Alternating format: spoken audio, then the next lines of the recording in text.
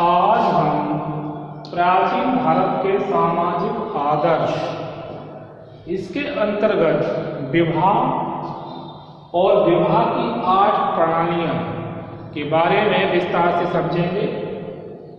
जैसे विवाह की 8 प्रणालियां कौन कौन सी हैं, जिसमें पहली प्रणाली है ब्रह्म विवाह, देव विवाह, आर्ष विवाह, प्रजापत्य विवाह, गांधर्व विवाह, आसुर विवाह, राक्षस विवाह, पिशाच विवाह और विवाह निषेध। तो 8 प्रकार के विवाह हैं, इनको हम विस्तार से समझेंगे। जैसा कि विवाह भारतीय परिवार के लिए यह सर्वाधिक महत्वपूर्ण संस्कार है। इस संस्कार में वस्त्र एवं आभूषणों से अलंकृत कन्या का उसके योग्य गुणवान वर को यज्ञ वेदी में अग्नि के सामने दान किया जाता है। तो विवाह में जैसा कि हमारी भारतीय संस्कृति में देखने को मिलता है कि कन्या का पिता अपनी पुत्री का कन्यादान करता है और यज्ञ वेदी के सामने। तो ये आज भी हम इसको देखते हैं सामान्य रूप में।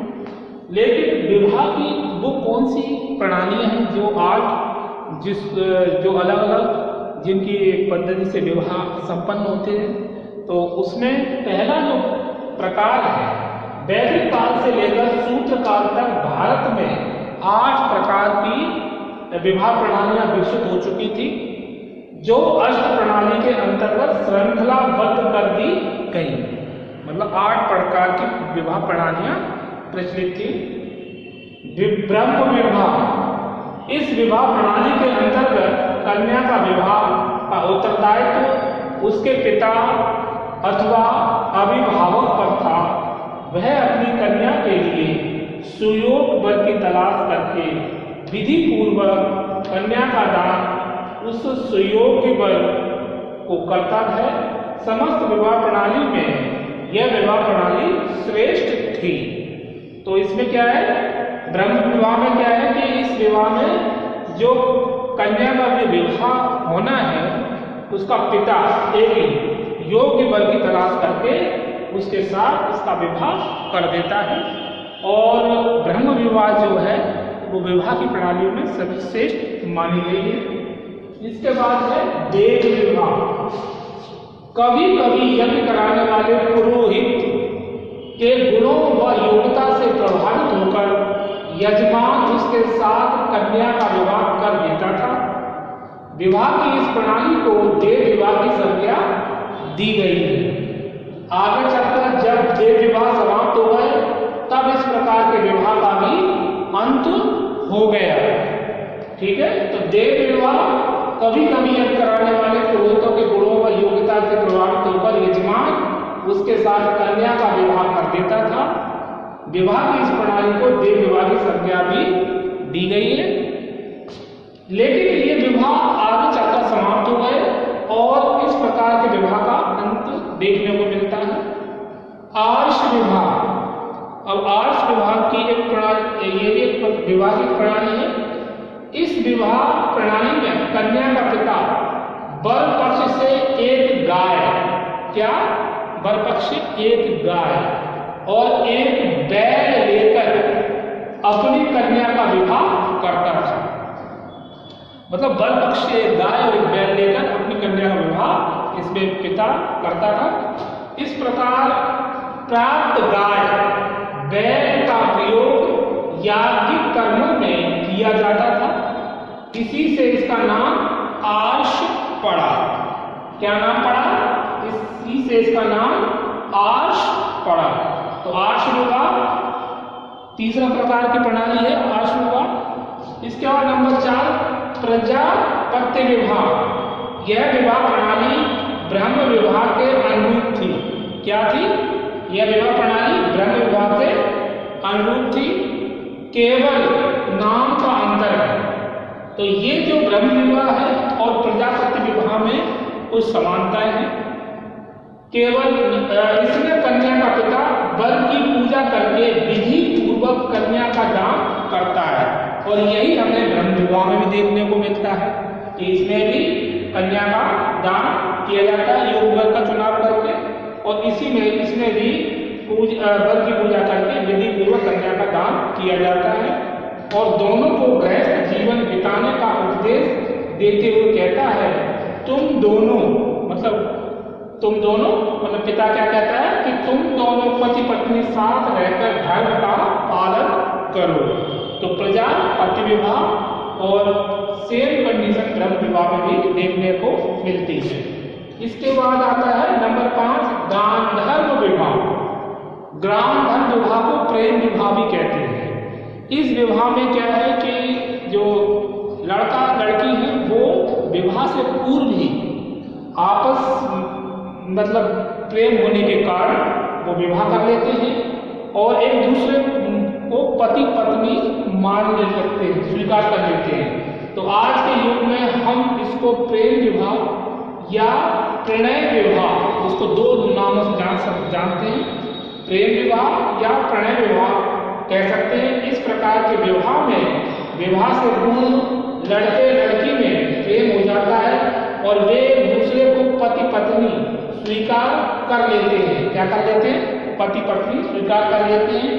इसमें माता पिता की सहमति का कोई महत्व नहीं रहता है। मतलब इस विवाह प्रणाली में माता पिता की या किसी की स्वीकृति लेने की कोई विशेष आवश्यकता नहीं होती है। इसमें लड़का लड़की यदि राजी हैं विवाह के लिए और साथ तो वो विवाह कर लेते हैं। इसमें उन्हें माँ बाप की स्वीकृति की आवश्यकता नहीं होती है। जैसे दुष्यंत और शकुंतला का विवाह इसका उदाहरण है। जैसे दुष्यंत शकुंतला ने विवाह किया और ये इसका सबसे बड़ा उदाहरण है कि दुष्यंत और शकुंतला मिलते हैं और दोनों में प्रेम होता है। बाद में दुष्यंत विवाह करके वापस लौट जाते हैं अपने राज्य को और कोई अंगूठी दे के जाते हैं ये कहते हुए कि जब तुम मेरे राज्य में आओ तो ये अंगूठी दिखा देना जिससे कि मैं तुम्हें तुरंत पहचान लूँगा। और बाद में किस प्रकार से वो भूल जाते हैं और बाद में वो अंगूठी से उन्हें दोबारा से याद आती है। तो ये गांधार विवाह। आसुर विवाह, ये आसुर विवाह इस प्रकार की विवाह प्रणाली में क्रय विक्रय की प्रधानता होती है। क्या होती है? क्रय विक्रय की प्रधानता होती है। इसमें कन्या का पिता विवाह के पूर्व वर पक्ष से अपनी कन्या का मूल्य मांगता है। क्या मांगता है? मूल्य। वर पक्ष से अपनी कन्या का मूल्य मांगता है और मूल्य मिल जाने के बाद अपनी कन्या जो है उसका विवाह कर देता है। बौधायन में लिखा है कि कन्या को बेचने वाला पिता घोर नरक में जाता है। किसमें जाता है?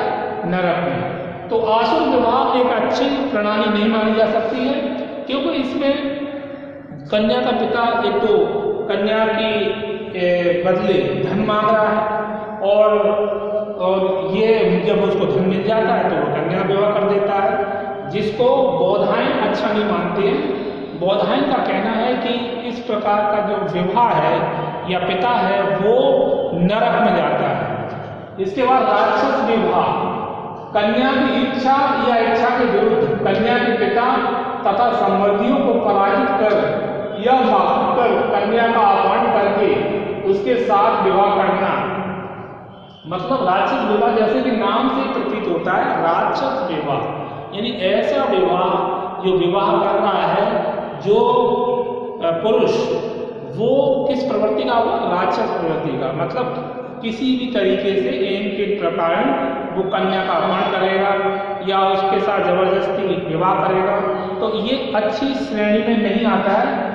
इसमें क्या है? कन्या की इच्छा या इच्छा के विरुद्ध कन्या के पिता का संबंधियों को पराजित कर या मार कर कन्या का अपमान करके उसके साथ विवाह करना राक्षस विवाह कहलाता है। कालांतर में क्षत्रियों में यह प्रणाली अधिक लोकप्रिय बन गई थी। क्षत्रियों में यूं थी कि वो यदि उनके मन मुताबिक विवाह नहीं होते थे तो वो अपहरण भी कर लेते थे, जैसे कि पृथ्वीराज और संयोगता का उदाहरण देखने को मिलता है। तो ये प्रणाली किसमें देखने को मिली?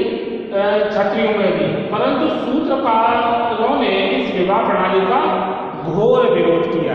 तो राक्षस विवाह ये एक अच्छी श्रेणी में नहीं आता है। इसमें प्रेम तो है, लेकिन इसमें क्या है कि अपनी शक्ति का प्रयोग करके कन्या का अपहरण करके विवाह करना, इसकी कैटेगरी में आता है। इसका पैशाच विवाह, पिशाच विवाह भी एक अच्छी श्रेणी का विवाह नहीं है। विवाह की 8 प्रणालियों में सबसे निम्न कोटि की विवाह प्रणाली पैशाच विवाह प्रणाली है। क्या है? निम्न कोटि की विवाह प्रणाली जो पैशाच विवाह प्रणाली, पुरुष के पैशाचिक कर्म के कारण ही इस प्रणाली का नाम पैशाच विवाह पड़ा। तो ये विवाह की 8 प्रणाली में सबसे निम्न कोटि की विवाह प्रणाली कौन सी है? पिशाच विवाह। और पिशाच विवाह प्रणाली इसमें क्या, पुरुष के पैशाचिक कर्म मतलब इतने निकृष्ट कोटि के कर्म इसमें सम्मिलित होते हैं, इसीलिए इस प्रणाली को पैशाच विवाह प्रणाली कहा गया है। विवाह निषेध, अब हमारे धर्म और संस्कृति में क्या है, विवाह निषेध किन किन मतलब किन बातों का समावेश है उनमें। इसमें ये बताया गया है कि हमें धर्म शास्त्रों के अनुसार माता पिता के गोत्र, प्रवर एवं रक्त संबंधों के भीतर विवाह करना निषेध माना गया है। मतलब यहाँ पे हमें ये समझ में आता है कि माता पिता का गोत्र में विवाह न करें, रक्त संबंध में विवाह न करें। जैसे कि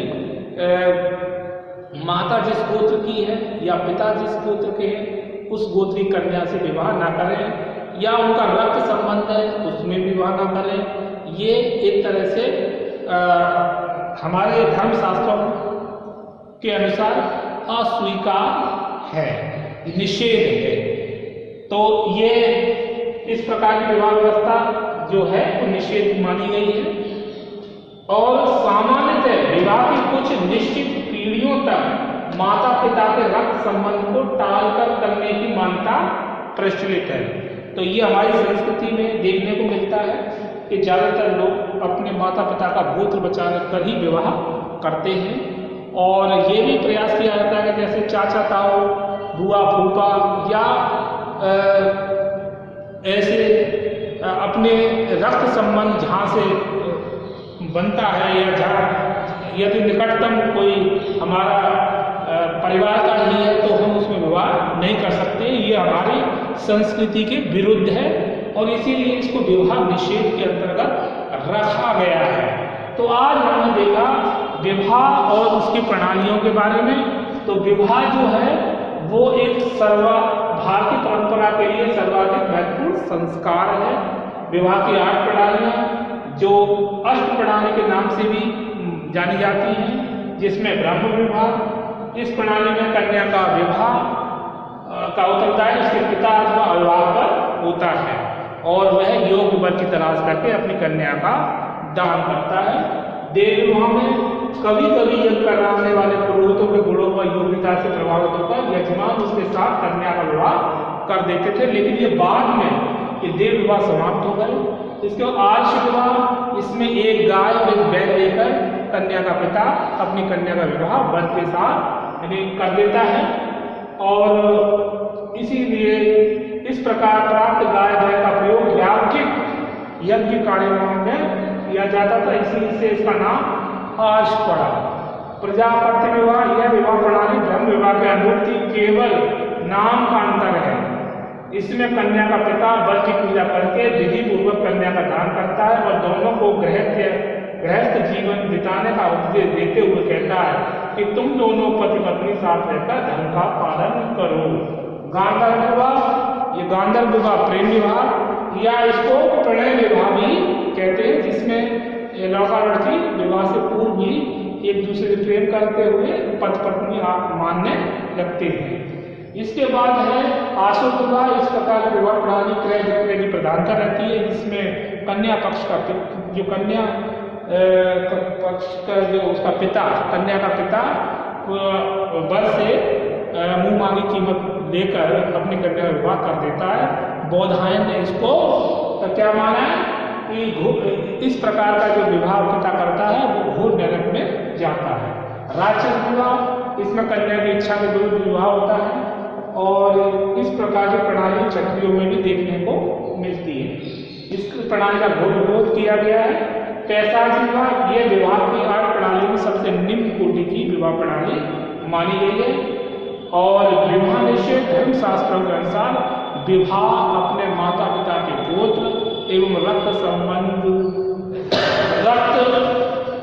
संबंधों के भीतर विवाह करना निषेध माना गया है। तो आज हमने इस वीडियो में विवाह की विभिन्न प्रणालियों के बारे में समझा, विवाह के बारे में समझाया और विवाह निषेध के बारे में समझा कि हम विवाह किस प्रकार से कर सकते हैं। तो आज बस इतना ही, इसके आगे हम नेक्स्ट टॉपिक को समझेंगे।